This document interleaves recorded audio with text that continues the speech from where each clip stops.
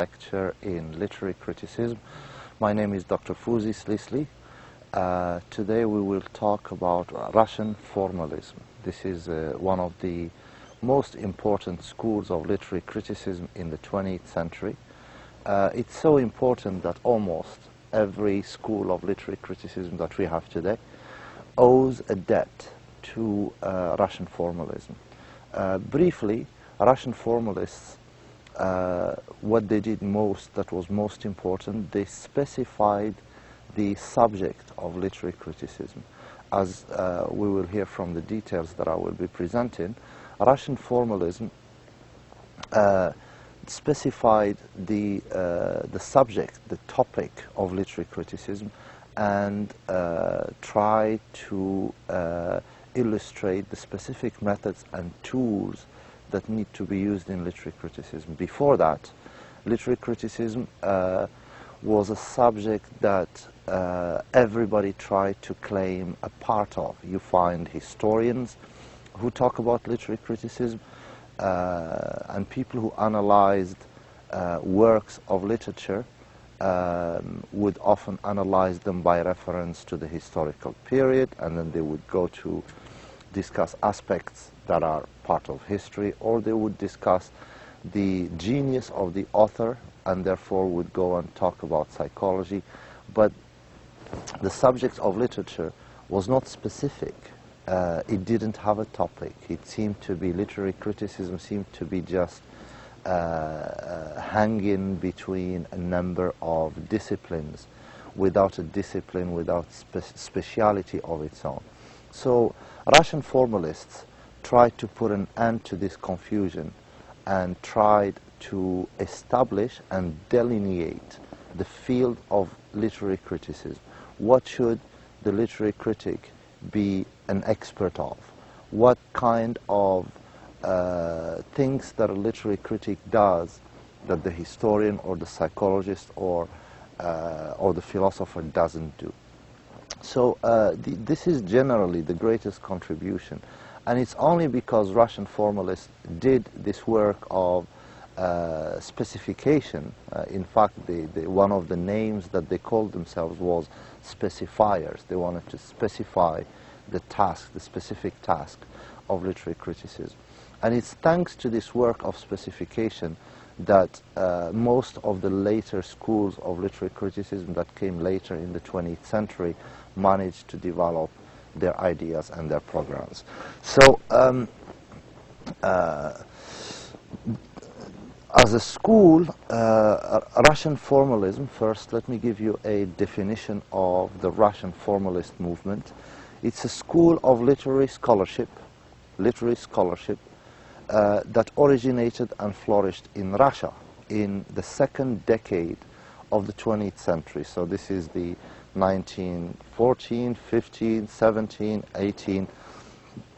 It flourished and produced most of its work in the 1920s and was suppressed violently in the 1930s by the Soviet communist regime.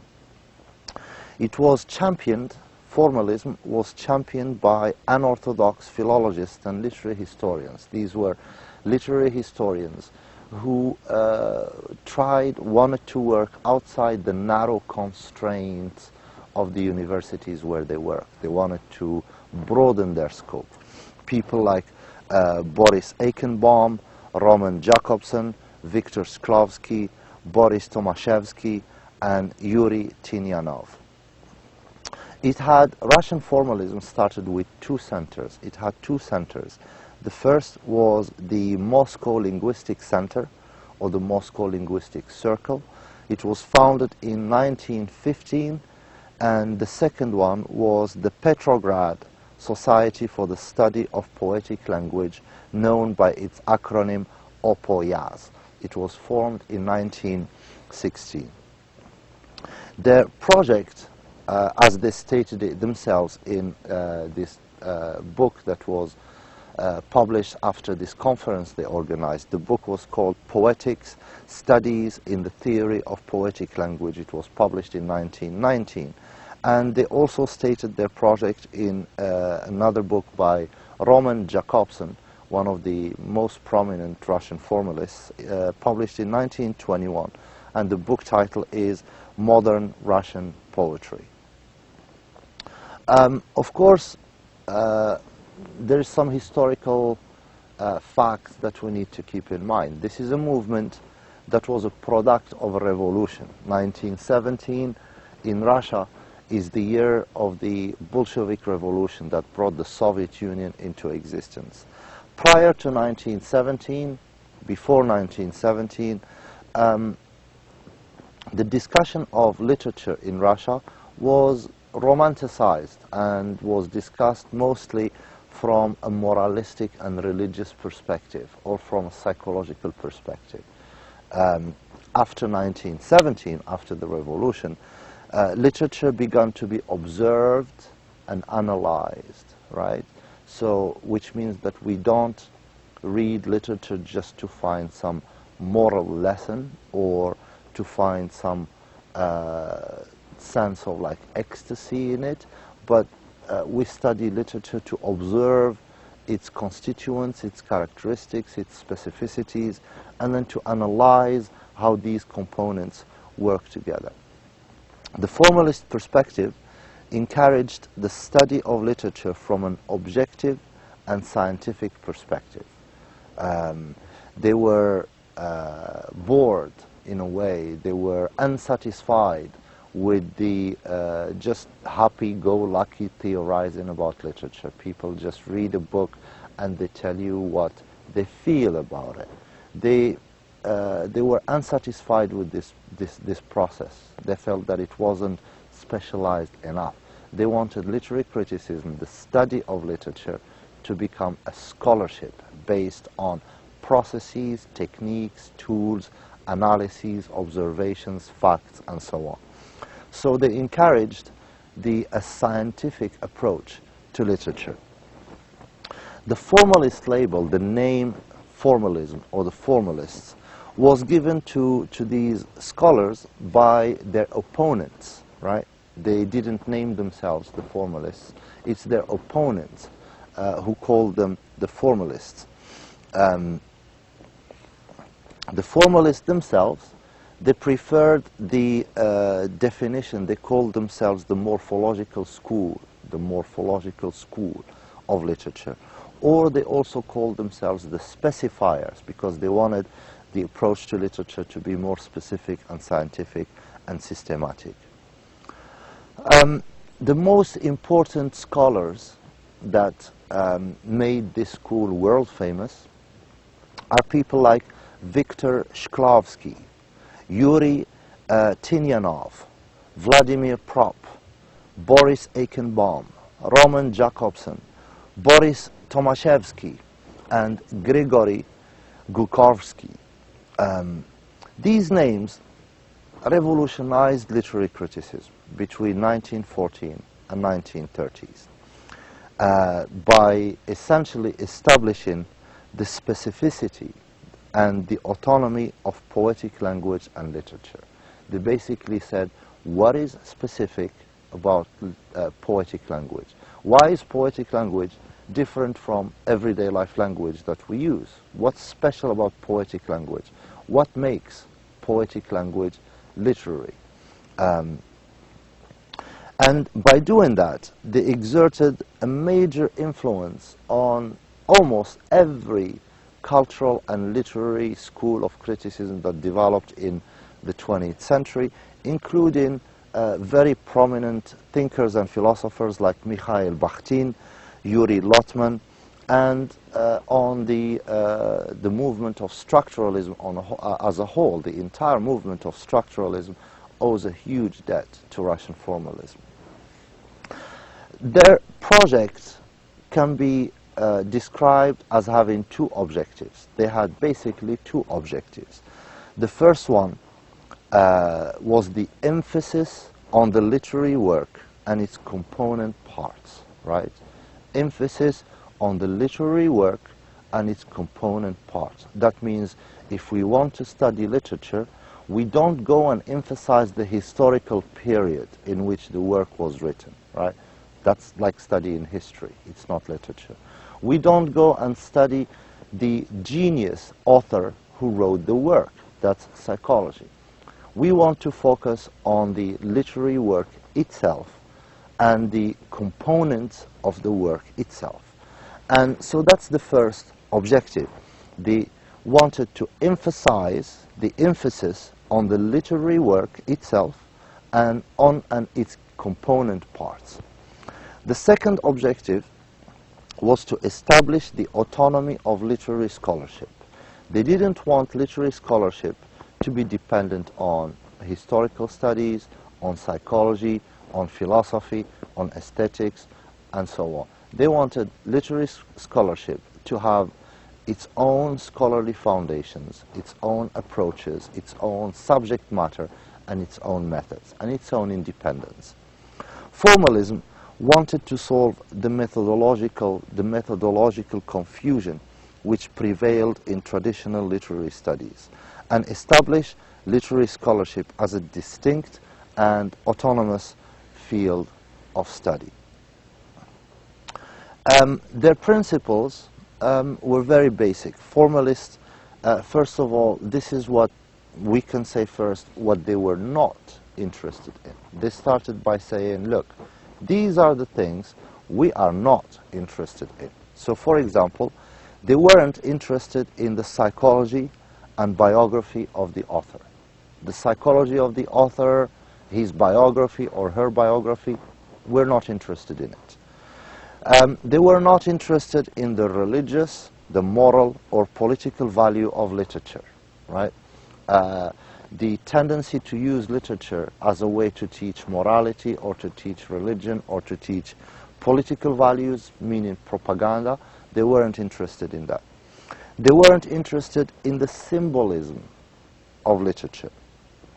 Formalism strives to force literary or artwork to stand on its own, right? What is it that makes it literary? What is it that makes it an artwork? People, meaning the author or the reader, the author on one side or the reader, are not important. What's important is the work of literature itself. Formalists, in that sense, rejected traditional definitions of literature. They had a deep-seated distrust of psychology. They distrusted psychology. They didn't think psychological studies of the character or the author were particularly useful for the study of literature. They rejected the theories that locate literature and literary meaning in the poet rather than the poem, right? If we look for literature, we should look for it in the poem, not in the poet. They rejected the theories that were based on the concept of the faculty of the mind that's conducive to poetic creation, the concept of the genius, the author, and so on. They had little use for all the talk about intuition, the intuition of the author, or the imagination, whether this work is a product of a rich imagination, the genius, and so on. They didn't have time for all of that. They wanted to just put all of that aside and focus on the work of literature, its components and its characteristics. To the formalists, it was necessary to narrow down the definition of literature. It should be so narrowed down and specific that it relates and it refers to literature and literature alone.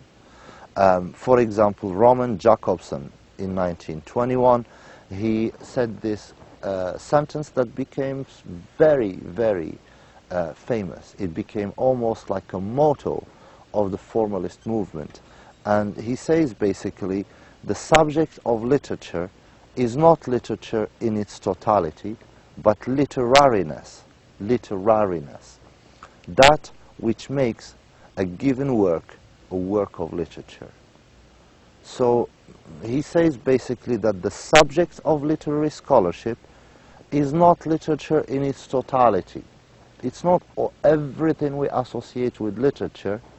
That's not what literary scholarship is. Literary scholarship is about literariness. Literariness. And he defined literariness as that which makes a given work a work of literature. What makes this work a work of literature? It's that characteristic that makes a poem or a novel or a piece of writing a work of literature. That characteristic is literariness, and that's what formalism wanted to study. Eichenbaum in 1927 said something similar. He said the literary scholar ought to be concerned solely with the inquiry into the distinguishing features of the literary materials. The literary scholar ought to be concerned solely, only, right, with the inquiry into the distinguishing features of the literary materials. When we say the distinguishing features of literature, that means those features that distinguish literature from other forms of writing. What distinguishes literature from other writing, what makes it specific to literature, that's what the literary scholar should be concerned with. So as you can see, Russian formalism, their project was to narrow down, to define the field of literature and literary scholarship with precision and to focus it rather than leave it as it was at the time, sprawling, some of it in the field of history, some of it in the field of psychology, some of it all over the place. So they wanted to narrow it down and make it focused and specific. So to define what literariness is, they conducted a lot of analyses and a lot of studies. The first thing was they wanted to define what poetic language is. What is poetic or literary language? And how different is it from ordinary language, the ordinary language that people speak in everyday life? How different is it from poetic or literary language? Well, the formalists said there is a radical, strict definition between ordinary language and literary language. Russian formalists argued that literature was a specialized mode of language. It's not just a language like the language we use in everyday life. It's a specialized mode of language. And they proposed a fundamental opposition, a fundamental distinction between the literary or the poetic use of language and the ordinary or practical use of language. Ordinary language, they said, aims at communicating a message by reference to the world outside the language, right? So ordinary language is concerned about conveying a message from the speaker to the listener. There is a message that's conveyed, and that message is outside language. It's an idea, it's a concept, it's a fact, or so on. Literature was a specialized mode of language. Literature, the formalist said, does not aim at communicating a message. It doesn't have a specific message to communicate. It's not like everyday language where there is utilitarian uses of language. Literature doesn't aim at communicating a message. And its reference, what it refers to, right, its reference, the ideas that it encourages the reader to explore or to get or to inquire into, its reference is not the world. It doesn't make a reference to, oh, here is a story about what happened yesterday. That would be journalism. That would be reporting an event. But literature doesn't do that.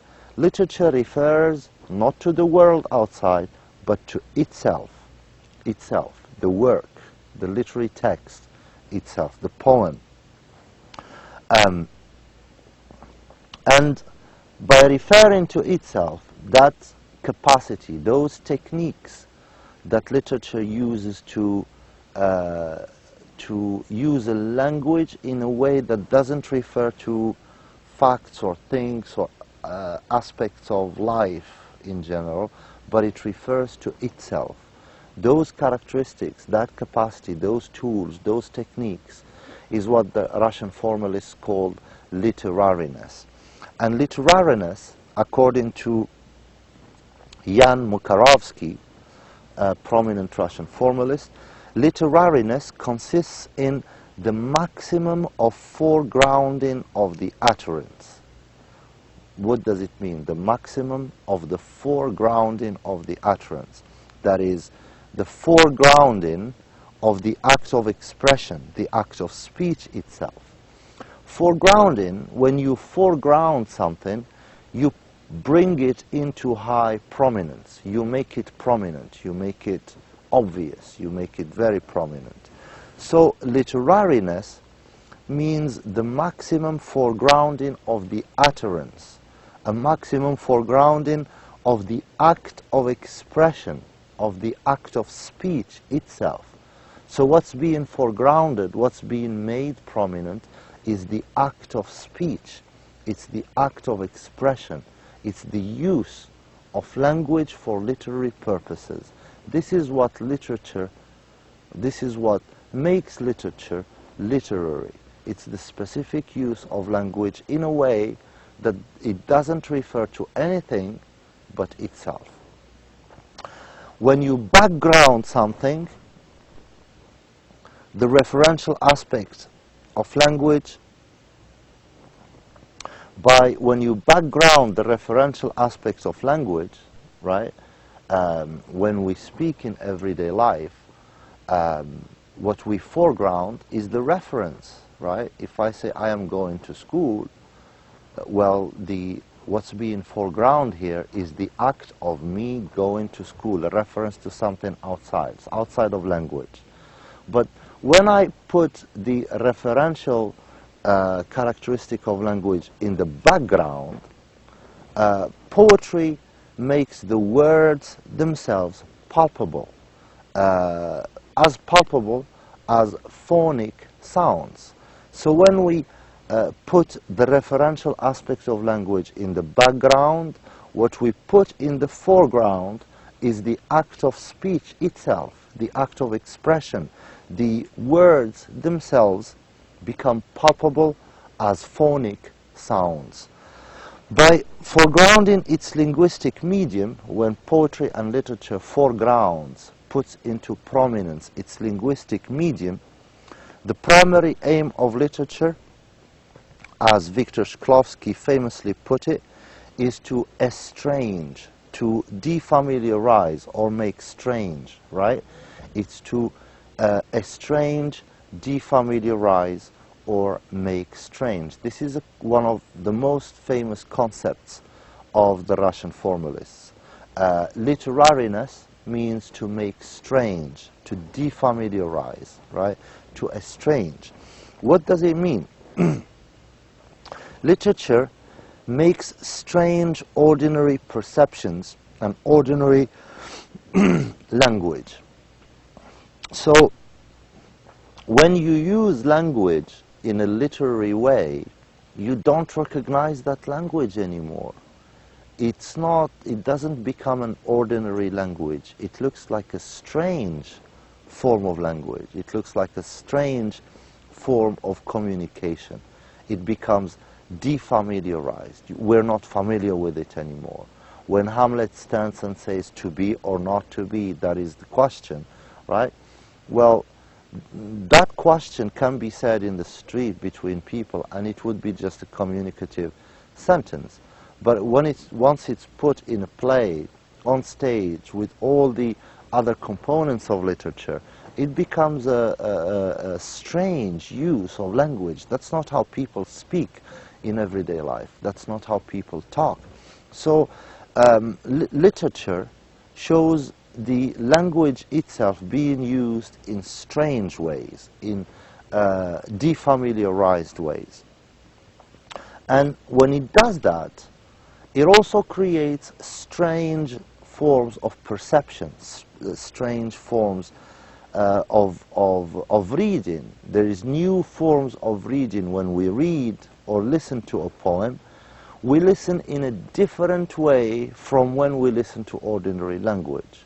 When we read a poem, we also, when we listen to a poem, we listen in ways that are different to the ways we listen to ordinary language. Shklovsky's key term was making strange, to defamiliarize, to make strange, to disautomatization is also another word he used. This term received a wide currency. It became used not just by the formalists, but even later on by the structuralists, by post-structuralists, and it's still in common usage today. Jacobson, Roman Jacobson, claimed, also a prominent Russian formalist, he claimed that in poetry the communicative function is reduced to a minimum. In poetry, the communicative function of language is reduced to a minimum. And language becomes strange. Shklovsky spoke of poetry as a dance of articulatory organs, the articulatory organs of speech. He describes poetry as a dance of the articulatory organ. That's what poetry is. Another important contribution of the Russian formalists is a distinction between form and content. So first of all, they make a distinction between poetic language and everyday language. Then they come up with the definition of literariness, then the definition of the concept of to estrange, to defamiliarize, to make strange, and then they make a distinction between form and content.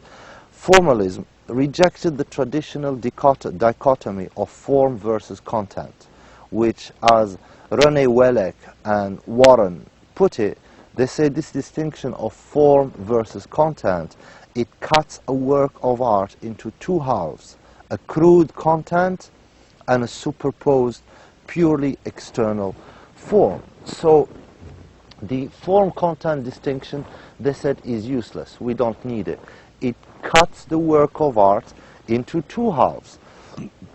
The first half is a crude content, you know, the story of the play or the novel, and the crude content is superimposed purely external, a superimposed purely external form. To the formalist, verse or poetry is not merely a matter of external embellishment, such as meter, rhyme, alliteration, superimposed upon ordinary speech. So poetry is not simply the use of these stylistic techniques like meter and rhyme and alliteration, and we just superimpose those on ordinary speech. That's not what poetry is. Poetry is an integrated type of discourse, qualitatively different from prose, with a hierarchy of elements and internal laws of its own. So the distinction content versus form, it's gone. That's it. The formalists argue that the content and the form blend together, making up an integrated system that has quantitatively different from prose, from everyday ordinary speech, and with a hierarchy of elements and with internal laws of its own. Another important distinction that Russian formalists brought was the distinction between plot and story. Plot and story.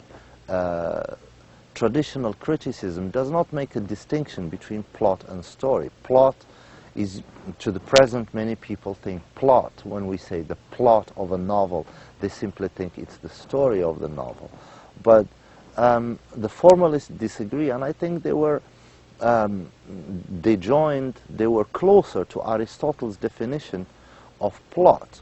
Plot for Aristotle is not simply the story of a tragedy, but if you remember, Aristotle defines plot as the sequence of cause and effect sequences, the cause-effect sequence and the way it is presented to the reader, the way that cause-effect sequence is presented, the presentation of that cause-effect sequence in the play to the reader. This is what he calls plot.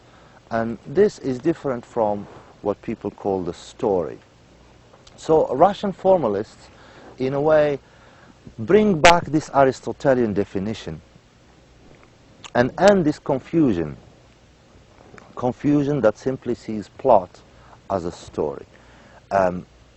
Plots, the events of the work, the events that the work relates, are the story.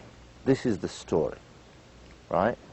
The sequence in which those events are presented in the work, that's the plot. And as you can see, the definition of Russian formalists is closer, is more in line with Aristotle's definition of the plot. So they make a distinction between the story, which is the events that the work relates, right? That's the story, very simple. But the plot is the sequence in which those events are presented in the work. What sequence? Is it 1, 2, 3, 4? Is it 5, 6, 1, 2, 3, 4? Is it 3, 4, 1, 2, 5, 6? There is so many ways to present those events. So plot is about the sequencing. Story is simply what the story is. Both concepts, these concepts, plot and story, help describe the significance of the form in a literary work. Form is very significant. That's what the formalist said. Form is very significant.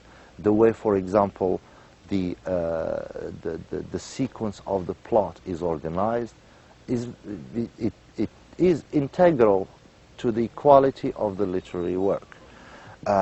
In order to define literariness, we need to be aware of these characteristics of the form, plot, the story, the estrangement, familiarization, the type of language that's being used, and so on and so forth. For the Russian formalists as a whole, form is what makes something art to begin with. It is the form, meaning that's where the techniques are, that's where the literary techniques and the literary uses of language in ways that are different from ordinary uses of language. That's the form. It's the form that makes language literary. Form is what makes something art to begin with. So in order to understand the work of art as a work of art, rather than simply an ornamented communicative act, one must focus on form, right?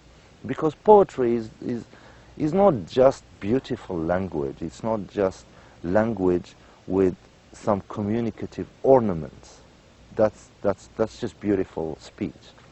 Poetry is a use of language in a way that creates a literary form, right? So there is a certain type of mechanisms, tools, and an integrated system of tools that all contribute together. Plot, story, technique, character, all of it works together. The use of meter, rhythm, alliterations, images, all of that are part of an integrated system that makes a piece of writing a work, right? A work of literature.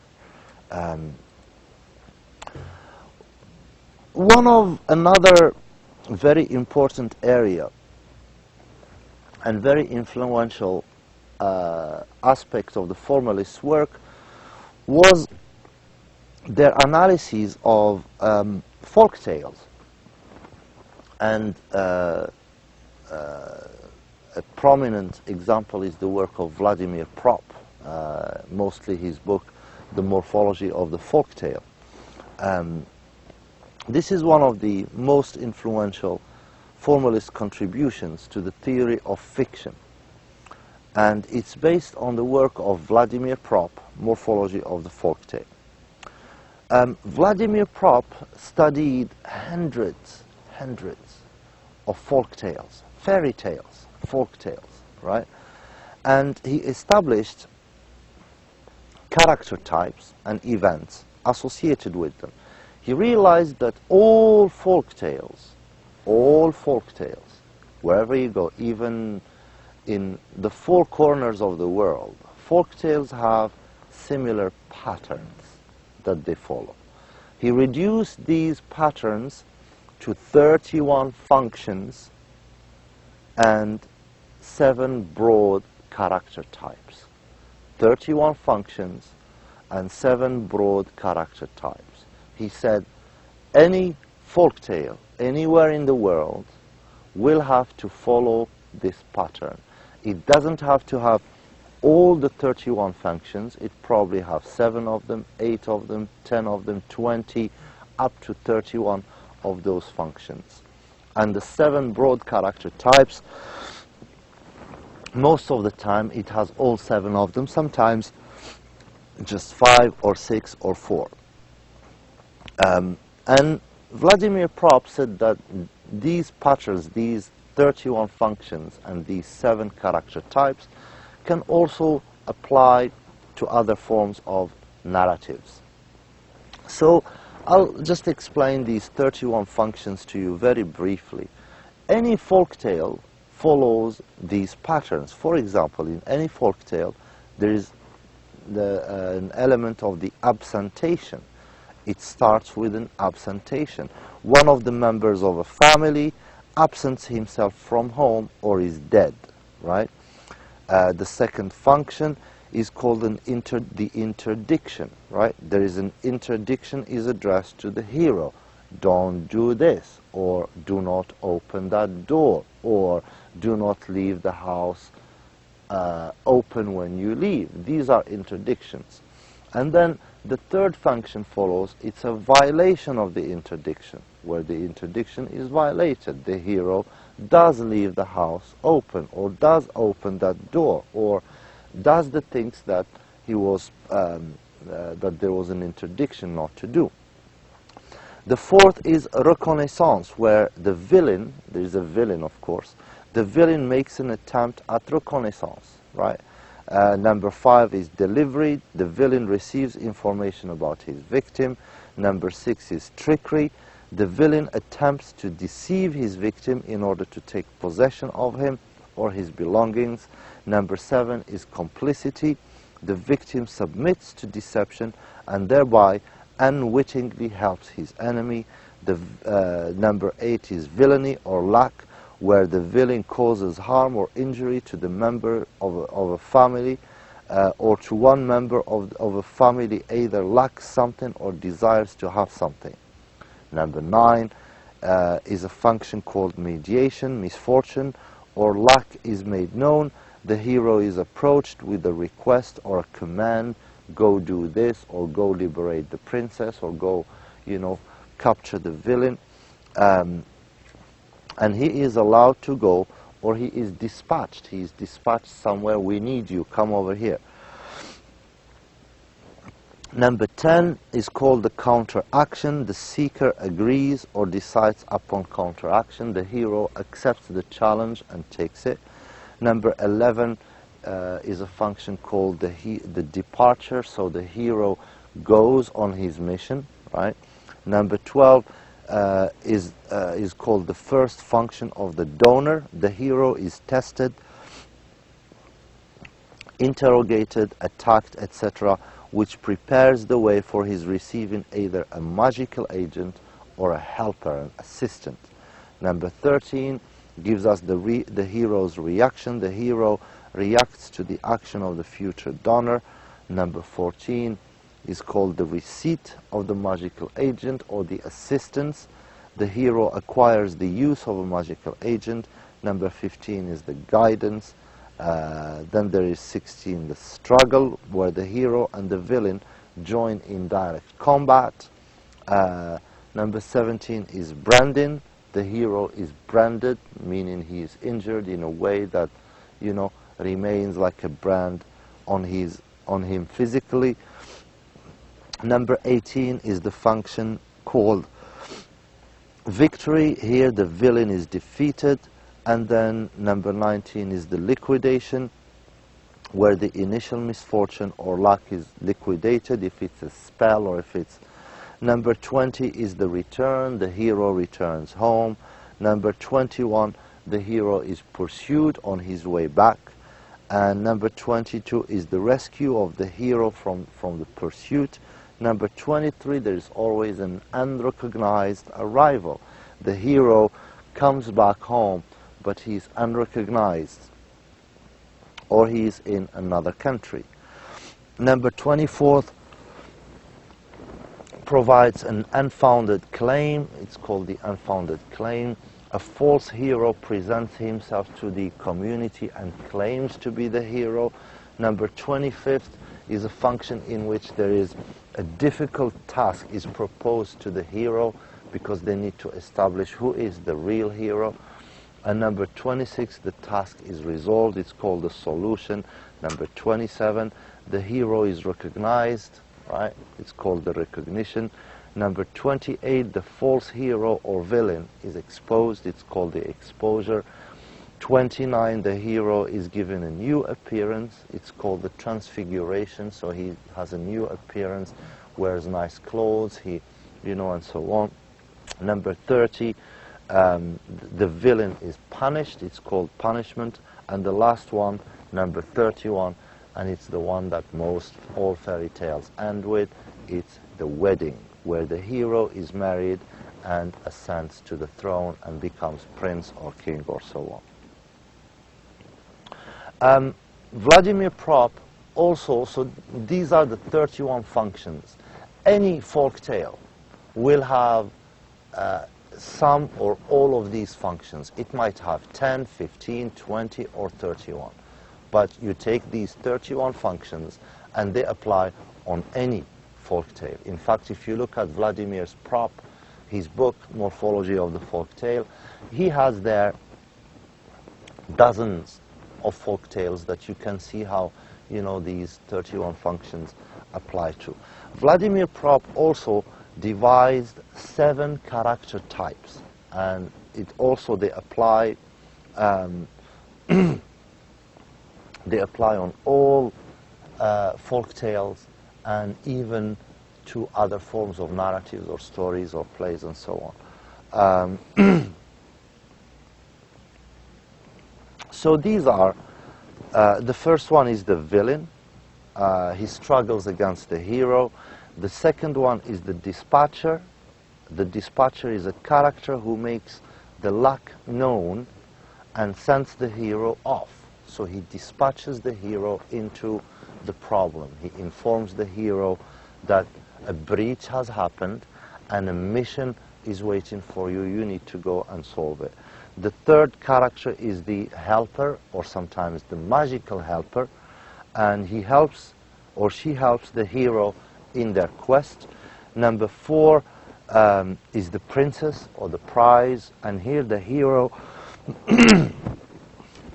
deserves her throughout the story, but is unable to marry her because of an unfair evil, usually because of the villain.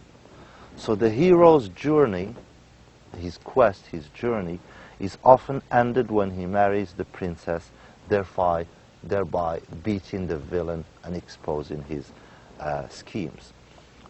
Next one is the father.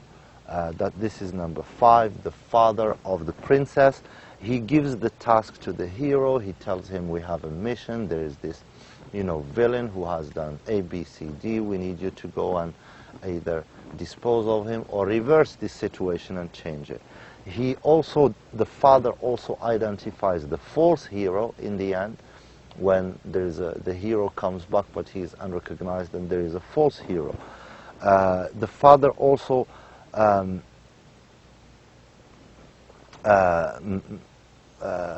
marries the princess to the hero. Vladimir Prop noted that functionally the princess and the father cannot be clearly distinguished, that they can be the same morphological character type. Number 6 is the donor. The donor is a character type that prepares the hero or gives the hero some magical object that helps him in achieving his mission. Number 7 is the hero or victim, hero or victim. He is the seeker or hero. He reacts to the donor and weds and marries the princess. This is the hero of the tale. And number 8 is the false hero. He takes credit for the hero's actions or tries to marry the princess. And very often, sometimes, the false hero and the villain are the same character type. So either we have 7 character type if they are the same. If the villain and the false hero are not the same, then we have 8 character types. More or less, this is the contribution of Russian formalism to contemporary criticism. I want to talk very briefly now about their legacy. What did they leave behind for literary criticism? The formalist school is credited even by its adversaries, people who opposed it. For example, in the Soviet Union, the Soviet regime opposed the formalists and, kicked them out of Russia, and most of them went and settled either in Prague, in Czechoslovakia, or in Paris, or eventually went to the United States. So even their opponents or critics, for example, Yefimov, the Russian critic Yefimov, he says the contribution of our literary scholarship lies, meaning Russian formalists, their contribution to literary scholarship lies in the fact that it has focused sharply on the basic problem of literary criticism and literary study. They focused it, first of all, on the specificity of its object, meaning literature. The object became very specific, that it modified our conception of the literary work and broke it into its component parts. It broke the literary work into its component parts. Also, it opened up new areas of inquiry, vastly enriched our knowledge of literary technology. Literary technology, I mean the fact that we can talk now about literary technology. Before we talked about style or technique. Now with Russian formalists, we talk about literary technology, that the writer or the poet or the literary person deploys an entire system of literary technology. The formalist also, he says, raised the standards of our literary research and of our theorizing about literature and affected, in a sense, a Europeanization of our literary scholarship. This is especially relevant for Russia. Russian literary scholarship used to be separate from European tradition, but with the formalists, with the formalist school, the Russian tradition of literary criticism and literary scholarship, became integrated with the European tradition of literary scholarship. Poetics, he says, poetics became an object of scientific analysis, a concrete problem of literary scholarship. This is a quote basically from their opponent explaining their contribution to literary scholarship. Russian formalism also gave rise to the Prague school of semiotics, or the Prague school of structuralism, that appeared in the 1920s.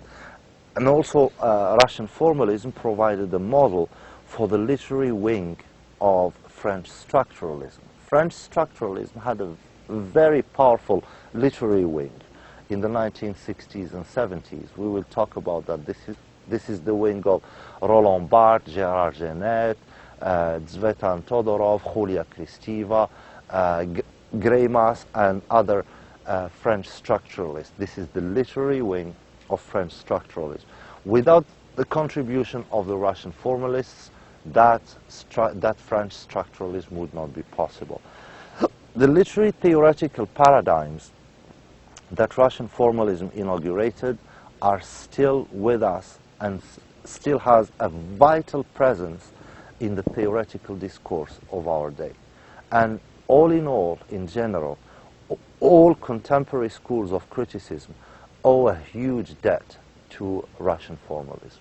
So this, in general, is the contribution, the ideas of Russian formalism to 20th century literary criticism, and briefly also their legacy, the legacy that they left behind and benefited the movements behind them. And that brings us to the end of this session. Thank you so much for listening. And I'll see you in our 8th lecture, inshallah. Wassalamu alaikum wa rahmatullahi ta'ala wa barakatuh.